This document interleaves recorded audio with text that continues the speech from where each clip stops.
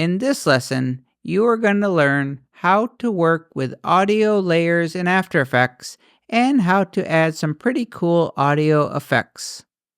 To add an audio track onto your composition, just drag it right onto the comp window or down in the Layers panel, just like you would any other footage layer. And if you tap the spacebar to preview your animation, you'll hear the audio as well. If you are not hearing audio from After Effects, go to the top menu, After Effects Settings, and then go to Audio Hardware, go to Default Output, and select the speakers of the output source that you want to hear audio. If you want to create a composition based on the video settings, we can just select the video that you imported into the project panel and just drag it right onto the new composition icon at the bottom of the project panel. That is going to create a new composition, and the settings will be based on the video settings. To view the audio properties, twirl open a layer that contains audio, and there you will see an audio group. If I twirl that open, you'll see an audio levels property. This is going to control the gain or the volume of your audio. And then you will see waveform. If I twirl that open, you will get a visual waveform of the audio. If you select a layer that contains audio, tap the letter L, and that is going to show you all of the audio properties for that layer. Tap the letter L again to hide them. If you tap the letter L 2 times, so LL, that is going to show you the audio waveform for that layer. LL again will hide it. If you want to hear audio while you're scrubbing through the timeline, just press and hold the Command key on a Mac, Control on Windows, and now I can see both the video and hear the audio.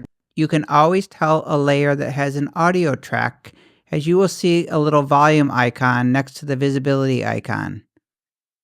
And if you want to toggle on and toggle off or to mute the audio, all you have to do is just click, and that will turn off the audio for that layer. So you can also mute the audio. If you use the preview panel, you will see there's include. Just click on the audio, and that is going to mute the audio layer. So when you play back the audio using the preview panel, you will not hear any audio. And to adjust the audio levels, so if you want to turn up or down your audio levels, twirl open the layer that has audio, twirl open audio. I'll also twirl over waveform so you can see it visually. So if you right click on the header, go to columns, choose switches, and now you will have the adjustment. Drag it to the left to lower the levels, drag it to the right to increase the levels. There's also an audio panel, so go to Window, Audio, and with the audio properties selected, you can also adjust the levels, and you know that when you see a stopwatch, that means that you can animate that property. So with the CTI at the beginning of the timeline, I can click to add a keyframe. So maybe I'll just lower the gain here. Move forward in time, bring it back to 0. So now I can create a fade in, or I could do the opposite and do a fade out. And now let's have some fun and create some audio effects. So first, I'm just going to drag this audio track, it's just a music file, onto the composition window. Since there's no video attached to it, we don't see any change, but if I tap the spacebar, you'll be able to hear it. If you go to the top menu, Effect, under the Generate category, you will see Audio Spectrum and Audio Waveform. In order to add these effects, we're going to first create a new solid layer. Like most things in After Effects, there are many different ways that you can create a new solid layer. You can right-click, go to New Solid. You can also go to the top menu, Layer, New Solid, or use the keyboard shortcut Command or Ctrl-Y. Give it a name. I'll click Make Comp Size. That just makes sure that it's the exact size of your composition. The color really doesn't matter, as the effect is going to override the color. I'll just click OK. With the solid layer selected, I'm going to go to the Effects and Presets panel and do a search for Audio, AUDIO, and there we will see the Audio Spectrum and Audio Waveform effects. We'll start with Spectrum. To add it to the solid, because I have it selected down the Layers panel, all I have to do is just double click. So the green color of the solid disappeared, but if I zoom in, we now have these pink dots. I'm going to hide the audio spectrum effect and add the audio waveform onto the same solid, and then we can go back and forth and just compare the two. So I'll click the little FX to hide the audio spectrum effect. I'll go to the Effects and Presets panel, select the audio waveform, and I'm just going to drag it right onto the solid layer. So now it's below the audio spectrum. I'll go back to the audio spectrum effect, and to get the dots to react to the audio file, you need to tell the effect which layer you want to use as the audio source. With the solid layer selected, I'll go to Audio Layer, click the drop down. I'm going to see all of my layers, and I'm just going to choose the audio layer that I want to use as the source. I'll tap the spacebar, and now we have animation. Nice. It's the same thing with audio waveform. Expand audio waveform, go to Audio Layer, click, choose the audio track. I tap the spacebar. If your composition has multiple layers of audio, so if I go to the project panel and drag on another audio file into my composition, I'll select the solid layer and go back to Effect Controls. When I go to Audio Layer and click the drop down, I am going to see every one of my layers, and I can choose any layer that I want to use as the audio source. You can only choose one at a time, but you can toggle back and forth between them until you get the one that you want. So the main difference between this audio spectrum and the audio waveform is audio spectrum looks at the frequency of the audio. So depending on the dynamic range and the magnitude of the levels of your audio, this effect is going to give you different results. But with both of them, you can use the properties to adjust the frequencies or adjust what the effect is doing to get the look the way that you want it. So with the audio spectrum, the left side is looking at the low frequencies of the audio. The right side is looking at the high frequencies. Now if I switch to the audio waveform, notice everything starts on the right side. This is basically following the timeline. So when I drag the CTI to the right, notice that the waveform starts on the right and it's just going to keep going to the left. Whereas audio spectrum is really just looking at the frequencies to cause the animation. And if you don't want audio waveform going from right to left, well, you can just change the start and end points. You can customize everything about both these effects, change the looks, change the colors. I'm now just going to focus on the audio spectrum effect, and I'm just going to point out a few key things to help you get started. To resize and reposition the audio spectrum, you can click on these little origin point handles here. You see, as I'm dragging this, the start point values are changing, and if I click on this one, I'm adjusting the end points.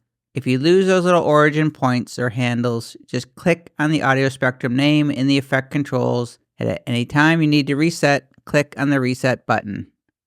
Just make sure though you go to Audio Layer and select the audio layer that you want to use. I'm going to mute the audio, tap the spacebar to preview. As you can see, it's kind of boring. So what you're going to do is just go over to the Effect Controls panel and just change the values. This is all trial and error. Before you know it, you'll have a totally different animation. If I zoom in, you can see the lines are kind of blurry or soft. So you can change the softness down to 0 if you wanted crisper lines. You can also change the thickness of the lines. If you go to display options, it's currently set to digital. You could change it to analog lines to get a totally different look, or you could change it to analog dots. I'll go back to digital. There's also side options. So maybe you want it to look more like an equalizer. You could change it to side A, or change it to side B if you wanted to go in the reverse direction. There's also this hue interpolation, which is kind of fun if you want to create kind of a rainbow effect. And of course, you can change the inside and outside colors. I'm just going to add my logo. I'll use the eyedropper tool so I can sample the colors.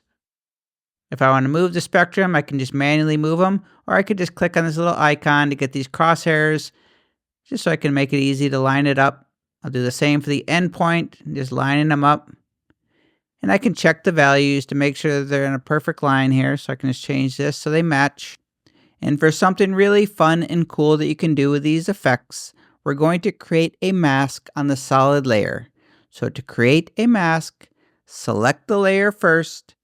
You can choose either the pen tool or the shape tool. I'm going to choose the shape tool and choose ellipse tool.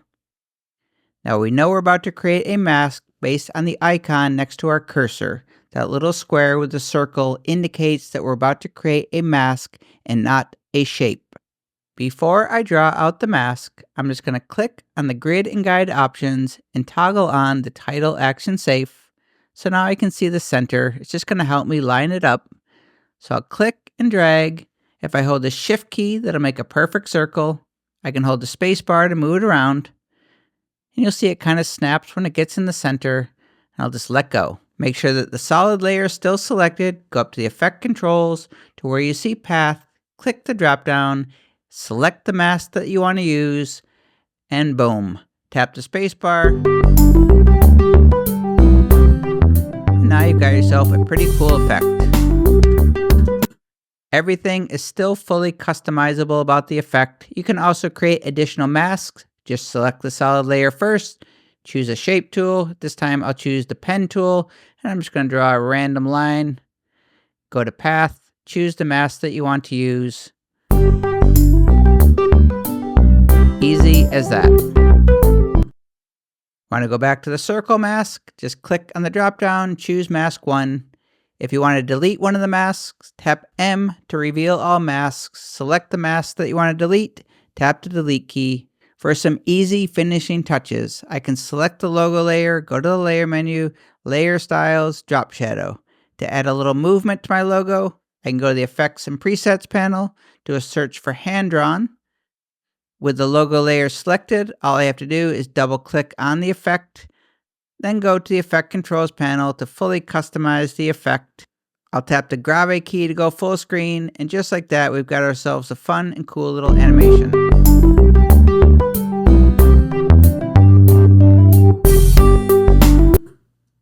If you're a podcaster, you could create yourself a little template and then just swap out the audio file for each new episode. Sky is the limit. You are listening to episode number 100 of Mike Murphy Unplugged. This is the After Effects Guide Show. My name is Mike Murphy. Cheers. Well, now you know you can work with audio and create some fun and awesome audio effects in After Effects. The next lesson is practice time.